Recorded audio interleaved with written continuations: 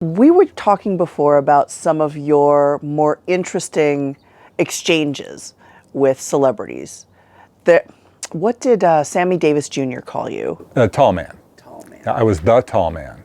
That was, the highlight was interviewing him in Las Vegas at the Bally's Hotel. And he says to me, "What you doing on Saturday?" And I say, "I'm open. What do you got in mind?" He says, "Come over to the house. I want you to see my camera collection." I said, "Great. What time?"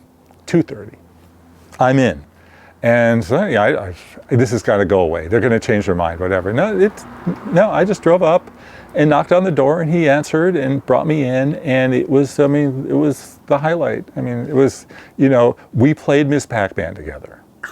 He had a Ms. Pac-Man machine, a little tabletop, and he let me win. And I gotta say, eat the blue meanies, come on, play. And he didn't. But I was writing my book about Las Vegas at that time, and I was talking to him about what it was like to be in Vegas as a black superstar who couldn't walk in the front door. And you could play in the showroom, but you couldn't stay at the hotels. And he's just giving me stories about stories, and they were just amazing. Him and Lena Horne and Harry Belafonte and everybody that you could imagine. And I got out to the car, and I pulled out the tape. Nothing recorded. Oh my gosh, what'd you do? I sat there with my notebook, and I wrote down everything that I could possibly ever remember at that moment. And hopefully I got it right.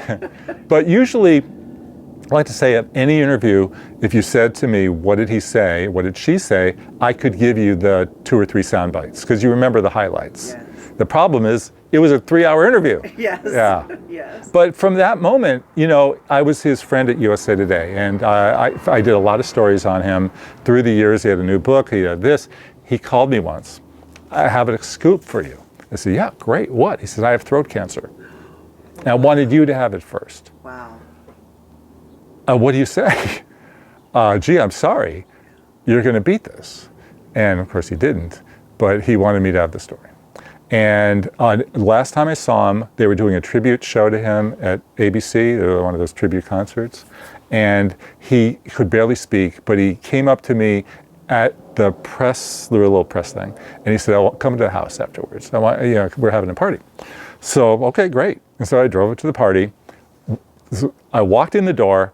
Clint Eastwood, Whitney Houston, Dionne Warwick, and Shirley MacLaine were right there. And then I walked a little further. Michael Jackson and Jesse Jackson were right there. And that must have been surreal. Surreal. Yes. And that was, Michael Jackson was at his zenith. It was no bigger.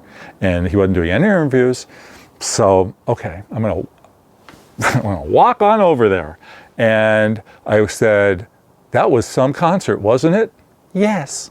And he walked away. That's as far as I got. That's as far as I got. Yeah.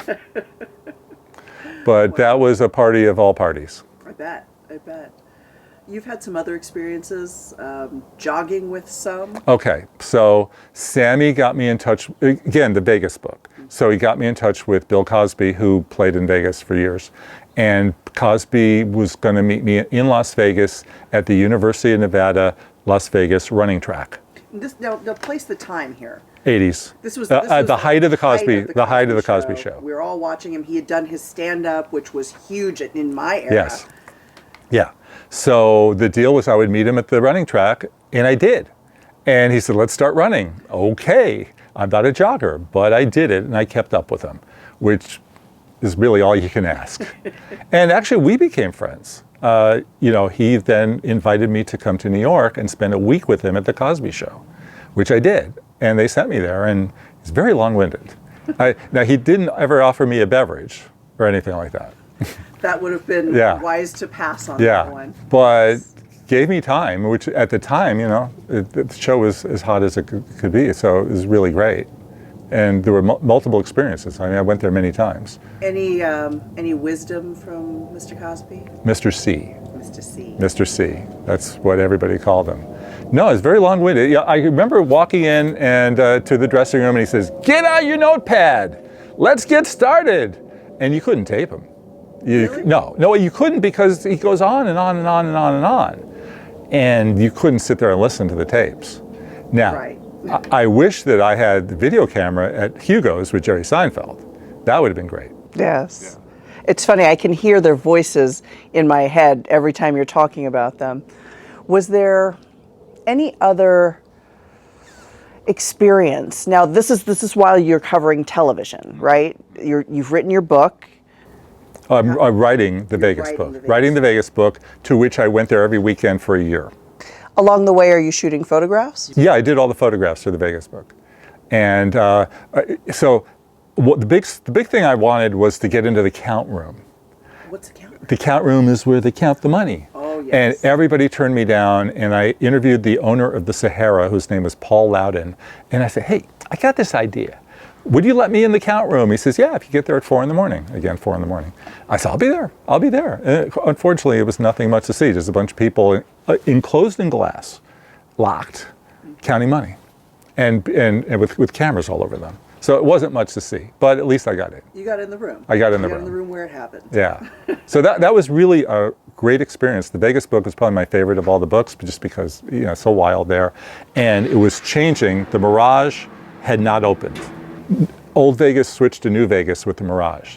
So it was really a great time, and I interviewed Sammy and Dean Martin and Engelbert Humperdinck and Tom Jones and Sigfried and Roy and everybody you could imagine. I went to Sigfried and Roy's house, and they went swimming with their tigers. Did you jump in with the tigers I did not too? jump in. Okay. I did not jump in, but I was able to bring my 3-year-old son at the time. I think he was 3 or something like that, to let him see the tigers. Now on the celebrities, the other big one was Jerry Van Dyke. I thought he was really funny and great, and I wanted to do a big story on him. And it was a tough sell, but back when we did cover stories, and I really wanted to do the ultimate Jerry Van Dyke story, and I did, and he was so excited. I didn't tell him it was going to be a cover story, because if it didn't, I didn't want him to be upset. He's spent a whole career of letdowns, being Dick's shadow, his brother Dick. And it came out and it was big, and he loved it so much. And from that point, he called me every day. Jerry's big show was? Coach. Yes. Yes, Coach. With yes. Craig T. Nelson. Craig T. Nelson, and he was nominated for 2 Emmys.